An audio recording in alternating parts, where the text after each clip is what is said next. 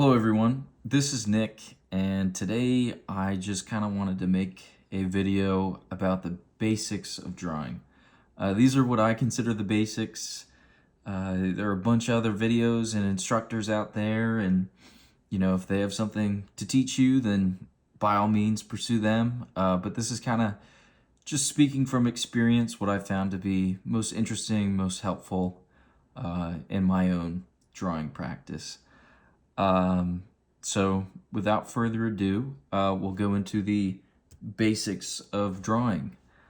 Drawing is kind of like riding a bike or learning to cook.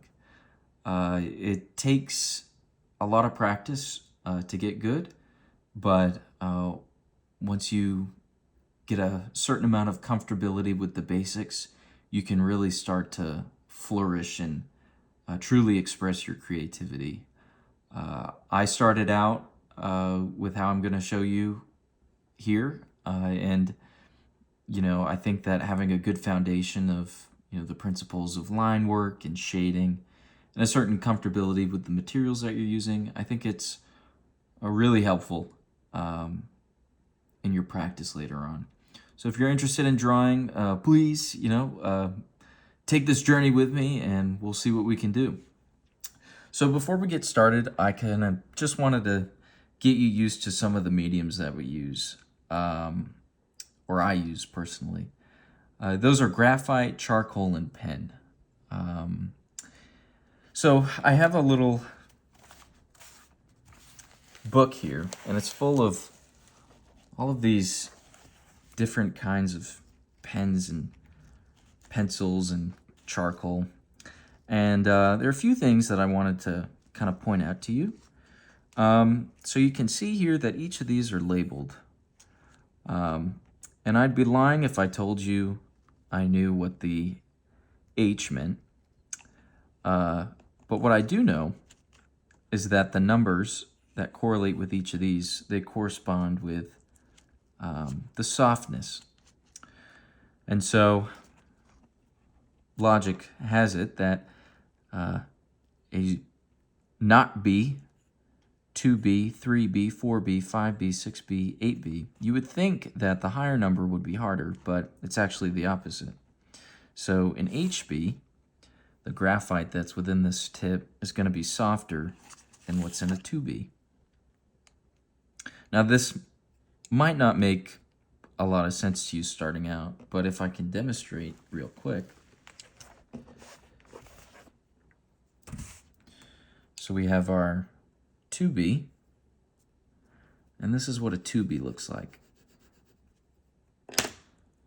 I'm going to use the same amount of pressure with an 8B, and I'm going to see what this does.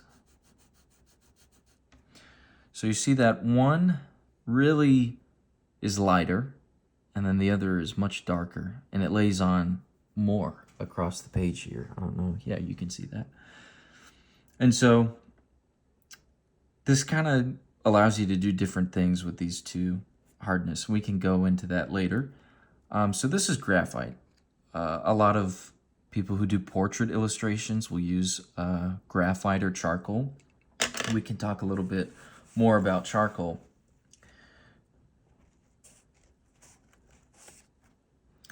So charcoal, again, comes in different hardness, just like the graphite. But the base of the material is different. So anytime you burn a piece of wood, have a fire or anything like that, if you've ever cleaned out your chimney or your fire pit, your hands get all black. That's the charcoal that's causing that. And so what artists have discovered, and this might be a thousands of year old practice, is that you can use the charcoal to make marks. Charcoal is much, much softer and darker than graphite. And so the marks that it makes, they're going to be darker. And there's also this effect with charcoal where if you draw with it, it has fragments that like to come off as kind of like dust. It's very fine. And you can use that to your advantage sometimes. But right now I'll just show you how to make a mark with charcoal. It's got a different feel to it. And so this is a hard charcoal. And so you can see it's pretty similar to the 8B that we used with the graphite. Let's see if we can find a smaller, excuse me, softer. So this is medium charcoal. Same amount of pressure, and you see how much darker that is. So yeah, that's charcoal. Again, really useful for portraits. And then this is a pen. There are all different kinds of pens out there. Honestly, I think there's more pens than there are graphite or charcoal types. A pen is what I like to call permanent. So you make a mark, it's not going anywhere. And it's not easy to alter it either. It's kind of the caveat of working with it. So those are your kind of three primary mediums. Next, we'll kind of move on to mark making. There are a few components of mark making that I've kind of listed out here. This is not all encompassing. This is just kind of what I know and I'm comfortable with sharing with you. The first thing we'll talk about here is pressure. So with this 8B here, I'm not going to need as much pressure to make a darker mark. Whereas with this 2B, because it's harder, I'm going to need to use more pressure. So let's say, for example, I just want to make a little shaded diamond or something like that. So I'm going to start hard, and then as I go down the space here, I'm just kind of going to lighten my pressure that I'm drawing with. You can kind of see this gradient up here. And if I refine it even more and use less pressure, I can get those really light details. So that's the effect that pressure has. Now, if you do that with a pen, it's not going to be as effective. So I'm using really hard pressure right now.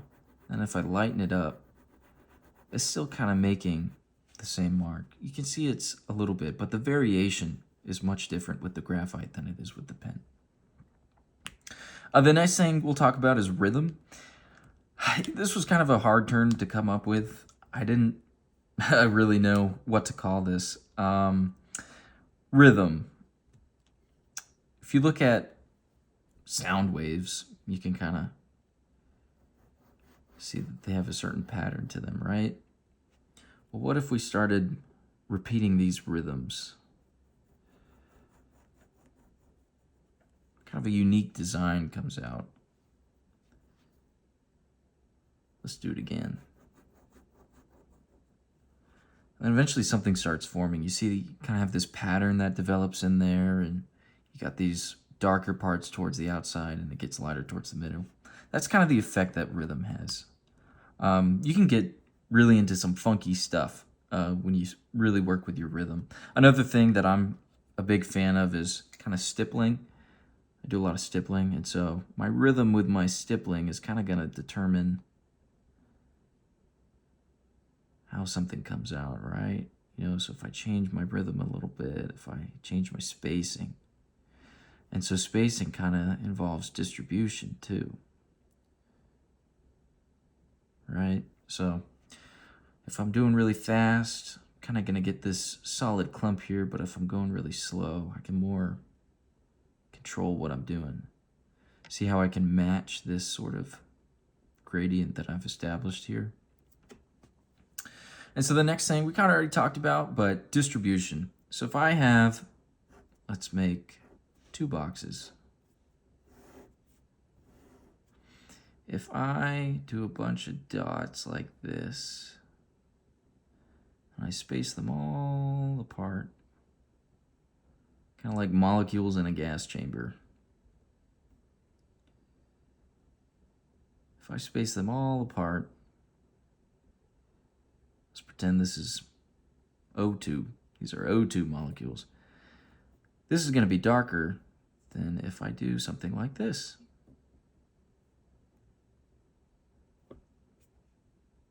Much different.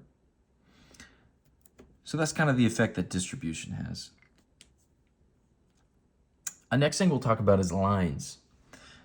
Everyone tells me that they cannot draw a stick figure to save their life. And I always think this is unfortunate because stick figures should not be perfect. If anything, the thing we appreciate about them is their rudimentary nature. When we're talking about lines, you know, a lot of people like to focus on it. If you're starting out new to drawing, you're going to know how to draw a stick figure, right? You're going to draw somebody like this. Or you're going to draw a smiley face. And something you'll notice about these two drawings that I've just made is that I didn't lift my pencil up when I was doing them. I kind of just kept it down. And this is helpful in some instances, but the caveat to line work is that a line doesn't start out as a line. Many artists are not going to draw a straight line and, you know, it's going to be perfect. They kind of start out with a rough sketch. And this is what I do in my practice. If I'm, you know, drawing a sleek edge or something like that, maybe a car or something, I'll kind of just start with a rough multiple pass. And you'll see I'm kind of moving my hand when I draw this line. And it looks a lot different than when I'm drawing this, for example. This is more wiggly, and this is more straight. And so if I keep on defining this line, I'm making micro errors, but they're not as big as the other line I just drew. You can kind of see some bumps here, but all it takes is continued refinement. And eventually, it's going to look straighter. So that's kind of the basics of line work. And, you know, if you're drawing more complex shapes, it gets a little more difficult, obviously. So like circles, for example, this works really well. So if I'm drawing a circle, I'm kind of just looking for the shape. I'm imagining it on the paper, and I'm kind of just making these rough marks to kind of get it to where I want it to be. It's almost like sculpting. And as I approach the shape that I'm actually looking for, I'm pressing harder down on my pencil. You see the circles kind of forming now.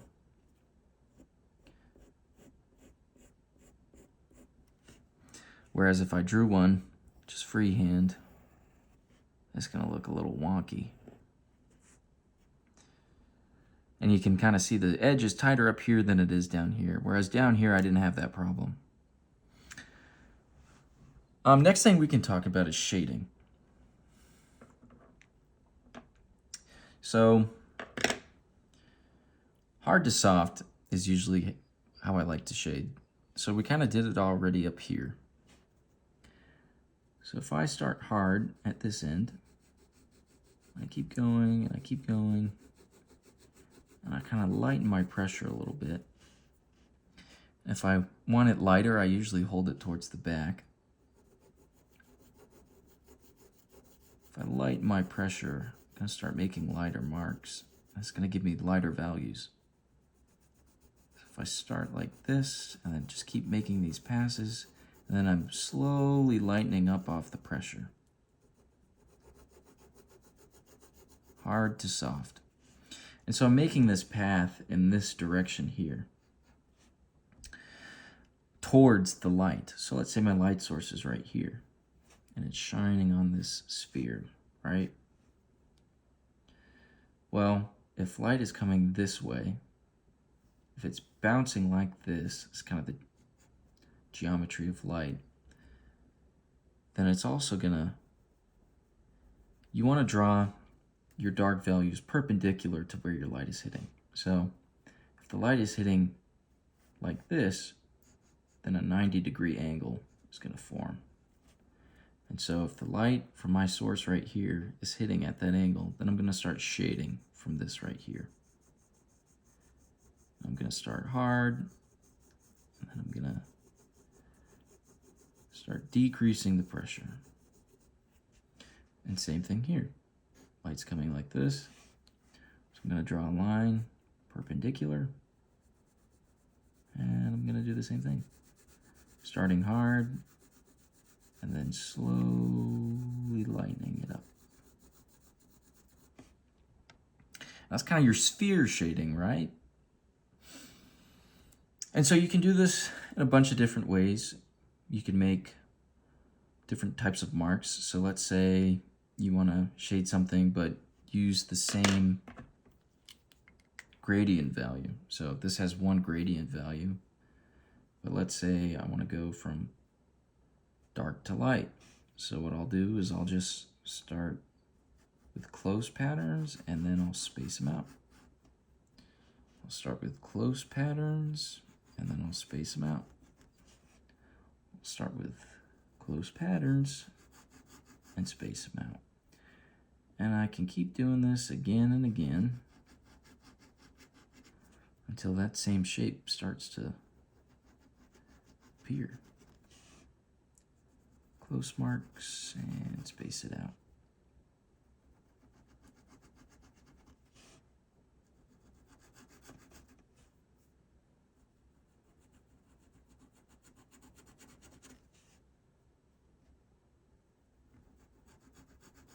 You can kind of see the same thing happening.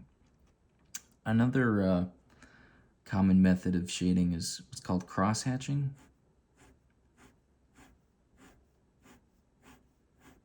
So let's say I want to start getting towards a light value. So let's say my light is up here and it's shining down like that. Then my marks are going to be, like I said, perpendicular, and they're going to be close together. And then once I approach that light source, they're going to be lighter. Same thing here. And so as I keep doing this,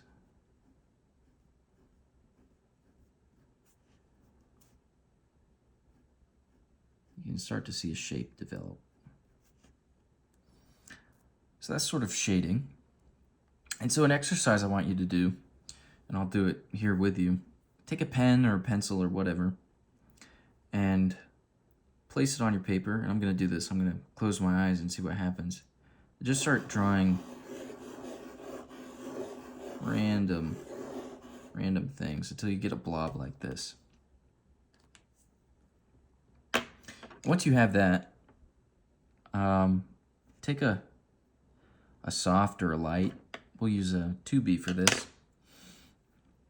And just start exploring what you can do shading-wise. So let's say, I don't know, I just feel like this right here is what I want to do. So I'm just shading, and you don't have to be in the lines. That's overrated. And just start going dark to light. So you got one there. Let's try one right here. Dark to light. And you can do multiple passes. Let's do one down here. It doesn't have to follow any rhyme or reason. Maybe this one.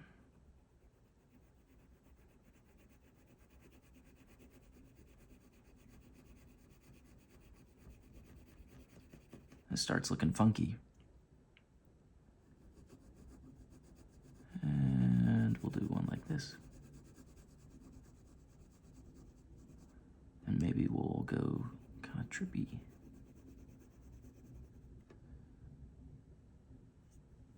And I'll do one more. Let's do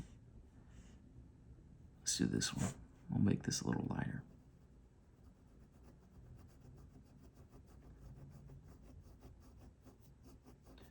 So I'm just slightly relieving that pressure a little bit.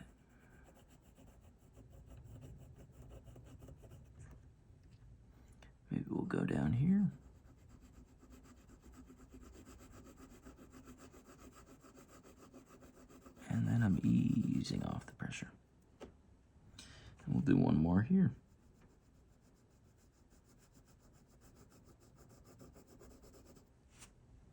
And there you go. So yeah, this was kind of just a sharing of ideas, I guess you could say. I hope you got something from it. Like I said, this is kind of just what goes through my mind when I do sort of shading like this. And I guess I can show you a little bit of an example. So, like I mentioned before, this is stippling here. And it's all with tiny dots. And the thing I like about stippling is that, so let's say, for example, I'm using this 8B. I can make this value super fast. From light to dark, super, super fast. Whereas if I wanted to make the same value with my pen, it's going to take a long time. Time's already passed where I drew it with my graphite. So you can kind of see how long it takes. I have an example here. This is a picture of my friend's mom that I drew. And it's done with this stippling method. And you can kind of see, you can do some funky stuff when you stipple. And the reason I like the stippling so much, especially for pictures that are what we call high key. And high key just means that there's more white on the page than there is dark. The reason I like it is because if you can kind of see here, these are very high key values. These are light values. And, you know, if you have a white individual with a lighter complexion, the subtleties in the shading, they're more difficult to capture with something like, let's say, an 8B. And so what you can do is, if you stipple, you can kind of slowly work through it. And this sort of time constraint allows you to really hone in on the values that you want to hone in on. Now, if you have darker portions like this, it makes it more difficult and tedious, but the end result kind of pops. So yeah, I hope you enjoyed this video. Hopefully there will be more to come, and if you enjoyed it, please share or just practice. Like I said before, practice makes perfect, and nobody's an expert when they first start. So forget drawing in the lines. Shading is more important. That's what I'll leave you with. Okay.